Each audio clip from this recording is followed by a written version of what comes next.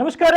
Bidar news ರೌಂಡಪ್ಗೆ ಸ್ವಾಗತ. ನಾನು ಹನುಮಂತ್ ದೇಶ್ಮುಖ್. ಬನ್ನಿ ಕ್ವಿಕ್ ಆಗಿ ನೋಡೋಣ ಬೀದರ್ ಜಿಲ್ಲೆಯ ಇಂದಿನ ಪ್ರಮುಖ ಸುದ್ದಿಗಳನ್ನು.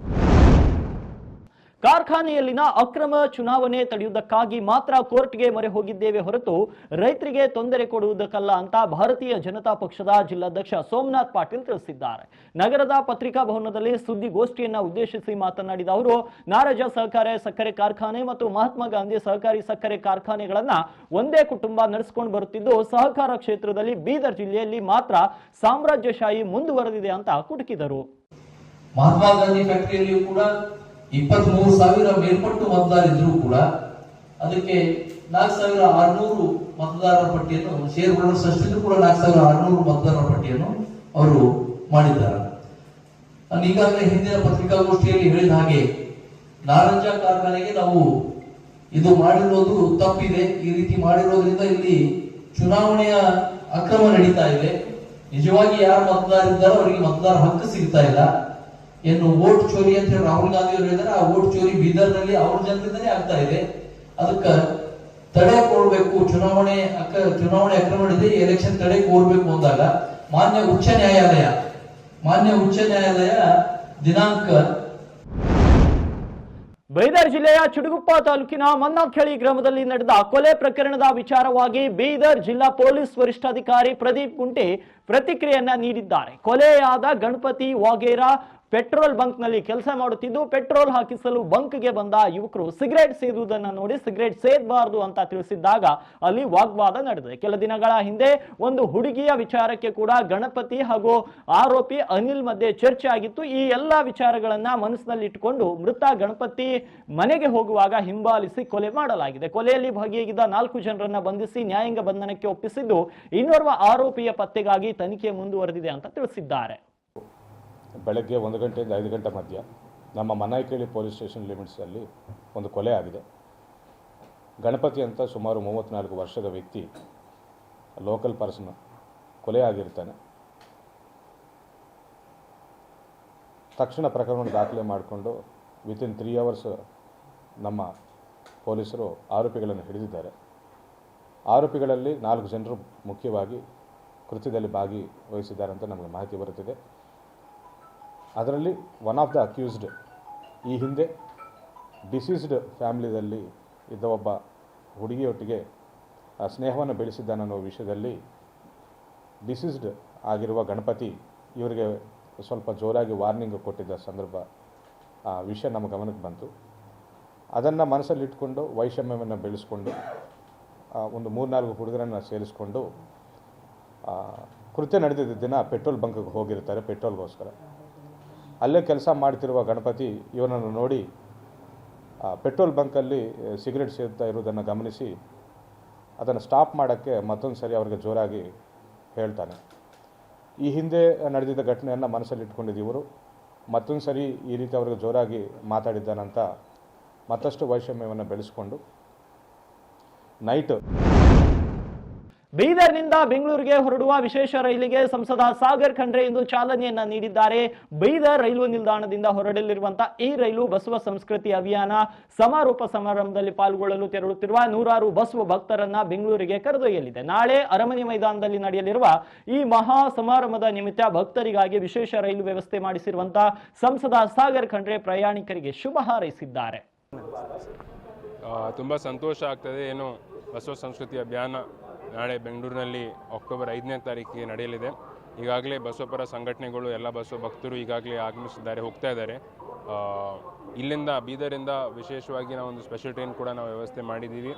ಅದರಲ್ಲೂ ಕೂಡ ನಾನು ಮನವಿ ಮಾಡಿದ ಸಲಕ್ಕೆಂದು ನಮ್ಮ ಸೋಮಣ್ಣ ಸರ್ ಕೂಡ ಸ್ಪಂದಿಸಿದ್ದಾರೆ. ಅವರಿಗೂ ನಾನು ಅವತ್ತಿಂದ ಧನ್ಯವಾದಗಳನ್ನು ನಾನು ಸಲ್ಲಿಸ್ತೀನಿ. ಎಲ್ಲರಿಗೆ ನಾನು ವಿನಂತಿ ಮಾಡಿದ್ದೀನಿ ತಾವೆಲ್ಲರೂ ಸುರಕ್ಷಿತವಾಗಿ ಹೋಗಿ ಬನ್ನಿ, ಯಾವುದೇ ರೀತಿಯಲ್ಲಿ ಸಮಸ್ಯೆ ಆಗಬಾರ್ದು ಅಂತ. ಎಲ್ಲರಿಗೂ, ನಮ್ಮ ಎಲ್ಲ ಗುರುಗಳಿಗೂ, ಸ್ವಾಮಿಗಳಿಗೂ, ಬಸವ ಸಂಸ್ಕೃತಿ ಅಭಿಯಾನದ ಎಲ್ಲ ಆಯೋಜಕರಿಗೂ ಎಲ್ಲರಿಗೂ ನನ್ನ ವತಿಯಿಂದ ನಾನು ಧನ್ಯವಾದ ಹಾಗೂ ಅಭಿನಂದನೆ ಸಲ್ಲಿಸ್ತೀನಿ. ಸರ್, ಈಗ ನಿಮ್ಮ ಸರ್ಕಾರ ಏನು ಸಾಂಸ್ಕೃತಿಕ ನಾಯಕ ಅಂತ ಘೋಷಣೆ ಮಾಡ್ತೀವಿ, ಇನ್ನೆಲ್ಲ ನಾಳೆ ಮುಖ್ಯಮಂತ್ರಿಗಳ ಸನ್ಮಾನ ಕೂಡ ಹಮ್ಮಿಕೊಳ್ಳಲಾಗ್ತಿದೆ, ಒಂದು ಗೌರವ ತೋರಣಿಕೆಯಲ್ಲಿ, ಅದಕ್ಕೇನು ಹೇಳ್ತೀರಾ? ಈಗಾಗಲೇ ರಾಜ್ಯ ಸರ್ಕಾರ, ನಮ್ಮ ಜನಪ್ರಿಯ ಮುಖ್ಯಮಂತ್ರಿಗಳ ಸಿದ್ದರಾಮಯ್ಯ ಸಾಹೇಬರು ಇನ್ನು ನಮ್ಮ ರಾಜ್ಯದಲ್ಲಿ ಸಾಂಸ್ಕೃತಿಕ ನಾಯಕ ಅಂತ ವಿಶ್ವಗುರು ಬಸವಣ್ಣನವರನ್ನು ಈಗಾಗಲೇ ಘೋಷಣೆ ಮಾಡಿದ್ದಾರೆ.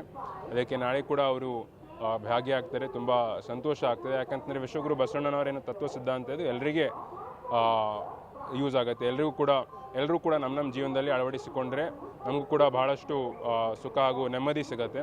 ಅದ್ರ ಜೊತೆ ಏನು ವಿಶ್ವಗುರು ಬಸವಣ್ಣನವರು 12ನೇ ಶತಮಾನದಲ್ಲೇ ಸಮಾನತೆಗಾಗಿ ಏನು ಹೋರಾಟ ಮಾಡಿದ್ದಾರೆ, ಎಲ್ಲರೂ ನಾವು ಸಮಾನರೇ ಅಂತ ಹೇಳಿದ್ದಾರೆ. ಅದ್ರ ಜೊತೆ ಸಾಕಷ್ಟು ವಚನಗಳು ಕೂಡ ಇದ್ದಾವೆ. ಇವೆಲ್ಲ ವಚನಗಳು ನಾವು ಕೂಡ ಓದಿ ನಾವು ಕೂಡ ನಮ್ಮ ಮುಂದಿನ ಪೀಳಿಗೆಗೆ, ಯುವಕರಿಗೆ ಎಲ್ಲರಿಗೂ ನಾವು ಅರಿವು ಮೂಡಿಸಿ ಒಂದು ಸಮಾಜ ಒಂದು ಅಭಿವೃದ್ಧಿ ಮಾಡಬೇಕು ಅಂತ ಸೇವೆ ಮಾಡ್ತಾ ಇದ್ದಾರೆ. ಅದಕ್ಕೆ ಎಲ್ಲರಿಗೂ ನನ್ನ ವತಿಯಿಂದ ಅಭಿನಂದನೆ. ಬೀದರ್ ಜಿಲ್ಲೆಯ ಹುಲಸೂರು ತಾಲೂಕಿನ ಸುಕ್ಷೇತ್ರ ಬೇಲೂರು ಗ್ರಾಮದಲ್ಲಿ ನಡೆಯುತ್ತಿರುವ ಆರಾಧ್ಯ ದೈವತೆ ಶ್ರೀ ಜೈ ಭವಾನಿ ಮಾತೆಯ 78ನೇ ಜಾತ್ರಾ ಮಹೋತ್ಸವದ ಅಂಗವಾಗಿ ಗ್ರಾಮಕ್ಕೆ ಆಗಮಿಸಿದ ಶ್ರೀ ರಂಭಾಪುರಿ ಜಗದ್ಗುರುಗಳನ್ನ ಗ್ರಾಮಸ್ಥರು ಅದ್ದೂರಿಯಾಗಿ ಅಲಂಕೃತ ರಥದಲ್ಲಿ ಸ್ವಾಗತ ಮಾಡಿಕೊಂಡ್ರು.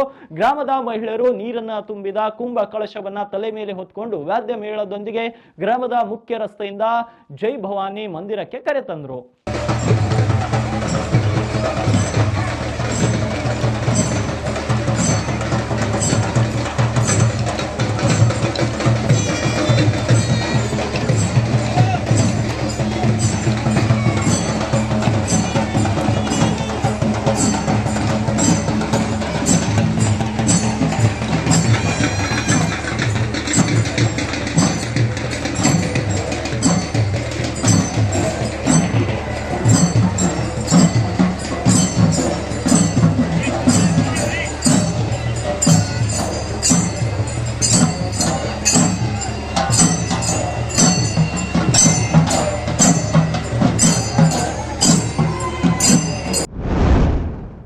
ಭಾಲ್ಕಿ ತಾಲೂಕಿನ ಭಾತಂಬ್ರ ಗ್ರಾಮದಲ್ಲಿ ರಾಷ್ಟ್ರೀಯ ಸ್ವಯಂ ಸೇವಕ ಸಂಘದ ಶತಮಾನೋತ್ಸವದ ಪ್ರಯುಕ್ತ ವಿಜಯದಶಮಿ ಉತ್ಸವ ಮತ್ತು ಭವ್ಯ ಪಥಸಂಚಲನ ಕಾರ್ಯಕ್ರಮ ನಡೆಯಿತು.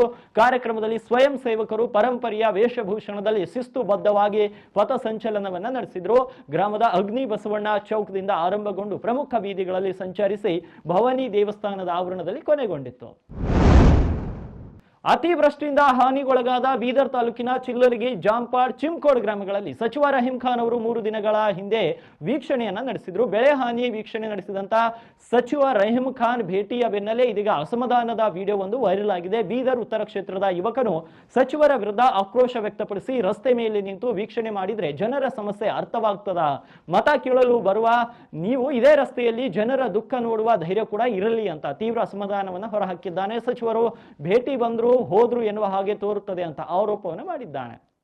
रहीम खान साहब के कुछ नहीं देखा उन्हें, खाली एक कदम नीचे रख लेके एकदम गौ को सज्ञा आता देखो ऐसे आके और गाड़ी के अंदर बैठ के उन्हें चले गए। ये लोग खाली यहाँ देखता यहाँ देखता तो बोल के लोग यहाँ परेशानी ठहरे सब है। देखो ये लाइन लग के ये खाली अभी जा रहे देखो गाड़ी पूरा सब कुछ काम नहीं करे, खाली आके गौ को आके बेर को आके हम छापी करते देखो ऐसे कदम रखे और चले गए उन्हें। हाँ देखो गाड़ी पे कैसे भाग जा रहे फास्ट, ये देखो रोड से। ಚಿಟಗುಪ್ಪ ಪುರಸಭೆ ವತಿಯಿಂದ 2024-25ನೇ ಸಾಲಿನ SFC ಶೇಕಡಾ 24.10 ಯೋಜನೆಯಡಿಯಲ್ಲಿ ಪರಿಶಿಷ್ಟ ಪಂಗಡದ ಮಹಿಳೆಯರಿಗೆ ಹೊಲಿಗೆ ಯಂತ್ರ ತರಬೇತಿಗಾಗಿ ಅರ್ಜಿ ಆಹ್ವಾನಿಸಲಾಗಿದೆ ಅಂತ ಚಿಟಗುಪ್ಪ ಪುರಸಭೆಯ ಮುಖ್ಯ ಅಧಿಕಾರಿಗಳು ಪ್ರಕಟಣೆಯಲ್ಲಿ ತಿಳಿಸಿದ್ದಾರೆ. ಅರ್ಹರು ಅರ್ಜಿಯನ್ನ 15/10/2025 ಒಳಗಾಗಿ ಸಲ್ಲಿಸಬೇಕು. ಹೆಚ್ಚಿನ ಮಾಹಿತಿಗಾಗಿ ಹಾಗೂ ಅರ್ಜಿ ನಮೂನೆಯನ್ನ ವೆಬ್ಸೈಟ್ನಲ್ಲಿ ವೀಕ್ಷಿಸಬಹುದಾಗಿದೆ ಅಂತ ಅವರು ತಿಳಿಸಿದ್ದಾರೆ. ಬಸವ ಕಲ್ಯಾಣ ತಾಲೂಕಿನ ಹತ್ತರ್ಗ ಎಸ್ ಗ್ರಾಮದ ನಿವಾಸಿಯಾದ ನಿಂಗಪ್ಪ ತಂದೆ ಅಮೃತಪ್ಪ ಗೊಬ್ಬೆಗೋಳ್ ಇವರು ಮನೆಯಿಂದ ಹೊರಗಡೆ ಹೋಗಿ ಕಾಣೆಯಾಗಿದ್ದಾರೆ. ಕಾಣೆಯಾದ ಮನುಷ್ಯ 5 ಅಡಿ 3 ಇಂಚು ಎತ್ತರವಿದ್ದು ಗುಂಡು ಮುಖ, ಸಾಧಾರಣ ಮೈಕಟ್ಟು, ಕಪ್ಪು ಮೈಬಣ್ಣ, ನೇರ ಮೂಗು ಇದ್ದು ಮೈ ಮೇಲೆ ಕಪ್ಪು ಬಣ್ಣದ ಸ್ವೆಟರ್ ಮತ್ತು ಕಪ್ಪು ಬಣ್ಣದ ಪ್ಯಾಂಟ್ ಧರಿಸಿರುವ ಈತನು ಹಿಂದಿ ಮತ್ತು ಕನ್ನಡ ಭಾಷೆ ಮಾತನಾಡ್ತಾನೆ. ಇನ್ನು ಕಾಣೆಯಾದ ಮನುಷ್ಯನ ಬಗ್ಗೆ ಯಾರಿಗಾದ್ರೂ ಮಾಹಿತಿ ಅಥವಾ ಸುಳಿವು ಸಿಕ್ಕರೆ ಮಂಠಾಳ ಪೊಲೀಸ್ ಠಾಣೆಗೆ ಮಾಹಿತಿ ನೀಡಬೇಕು ಅಂತ ಪ್ರಕಟಣೆಯಲ್ಲಿ ತಿಳಿಸಿದ್ದಾರೆ. ಅಕ್ಟೋಬರ್ 11, 12 2 ದಿನಗಳ ಕಾಲ ನಡೆಯುವ 4ನೇ ಸ್ವಾಭಿಮಾನಿ ಕಲ್ಯಾಣ ಪರ್ವ ಅದ್ದೂರಿಯಾಗಿ ಜರುಗಲಿದೆ ಅಂತ ಡಾಕ್ಟರ್ ಚನ್ನಬಸವನಂದ ಸ್ವಾಮೀಜಿಯವರು ಮಾಹಿತಿ ನೀಡಿದ್ದಾರೆ. ಬಸವ ಕಲ್ಯಾಣ ನಗರದ ಕಾಯಕ ಡೆವಲಪರ್ಸ್ ಕಚೇರಿಯಲ್ಲಿ ಸುದ್ದಿಗೋಷ್ಠಿಯನ್ನು ನಡೆಸಿ ಮಾತನಾಡಿದ ಅವರು, ಈಗಾಗಲೇ 3ನೇ ಕಲ್ಯಾಣ ಮುಕ್ತಾಯಗೊಂಡಿದ್ದು ಇದೀಗ ನಗರದ ಬೇಗಂ ಫಂಕ್ಷನ್ ಹಾಲ್ನಲ್ಲಿ 4ನೇ ಸ್ವಾಭಿಮಾನಿ ಕಲ್ಯಾಣ ಪರ್ವ ಅದ್ದೂರಿಯಾಗಿ ಜರುಗಲಿದೆ. ಸ್ವಾಭಿಮಾನಿ ಕಲ್ಯಾಣ ಪರ್ವದ ಅಧ್ಯಕ್ಷರಾಗಿ ಬಸವರಾಜ್ ಪಾಟೀಲ್ ಶಿವಪುರ್ ಆಯ್ಕೆಯಾಗಿದ್ದಾರೆ ಅಂತ ತಿಳಿಸಿದರು. ಎಐಸಿಸಿ ಅಧ್ಯಕ್ಷ ಹಾಗೂ ರಾಜ್ಯಸಭೆಯ ವಿರೋಧ ಪಕ್ಷದ ನಾಯಕ ಡಾಕ್ಟರ್ ಮಲ್ಲಿಕಾರ್ಜುನ್ ಖರ್ಗೆ ಅವರನ್ನ ಭೇಟಿಯಾದ ಜಿಲ್ಲಾ ಕಾಂಗ್ರೆಸ್ ನಾಯಕರು ಅವರ ಆರೋಗ್ಯವನ್ನ ವಿಚಾರಿಸಿದ್ದಾರೆ. ಇನ್ನು ಡಾಕ್ಟರ್ ಮಲ್ಲಿಕಾರ್ಜುನ್ ಖರ್ಗೆ ಅವರು ಎಂಎಸ್ ರಾಮಯ್ಯ ಆಸ್ಪತ್ರೆಯಲ್ಲಿ ಚಿಕಿತ್ಸೆ ಪಡೆದು ಶುಕ್ರವಾರ ಆಸ್ಪತ್ರೆಯಿಂದ ಬಿಡುಗಡೆಗೊಂಡು ಬೆಂಗಳೂರಿನ ಸದಾಶಿವನಗರದ ತಮ್ಮ ನಿವಾಸದಲ್ಲಿ ವಿಶ್ರಾಂತಿ ಪಡೆಯುತ್ತಿದ್ದಾರೆ. ಅವರನ್ನ ಮಾಜಿ ಸಚಿವ ರಾಜಶೇಖರ್ ಪಾಟೀಲ್, ವಿಧಾನ ಪರಿಷತ್ ಸದಸ್ಯ ಡಾಕ್ಟರ್ ಚಂದ್ರಶೇಖರ್ ಪಾಟೀಲ್, ವಿಧಾನ ಪರಿಷತ್ನ ಮಾಜಿ ಸದಸ್ಯ ಅರವಿಂದ್ ಕುಮಾರ್ ಅರಳಿ ಹಾಗೂ ಕೆ ಪುಂಡ್ಲಿಕರಾವ್ ಅವರು ಭೇಟಿ ನೀಡಿ ಆರೋಗ್ಯವನ್ನು ವಿಚಾರಿಸಿದ್ದಾರೆ. ಇವಾಗಿದ್ದು ಬೀದರ್ ಜಿಲ್ಲೆ ಮತ್ತು ಜಿಲ್ಲೆಗೆ ಸಂಬಂಧಪಟ್ಟಂತ ಇಂದಿನ ಪ್ರಮುಖ ಸುದ್ದಿಗಳು. ಮತ್ತೆ ನಾಳೆ ಭೇಟಿಯಾಗ್ತೀನಿ ಬೀದರ್ ನ್ಯೂಸ್ ರೌಂಡ್ ಅಪ್ ನಲ್ಲಿ.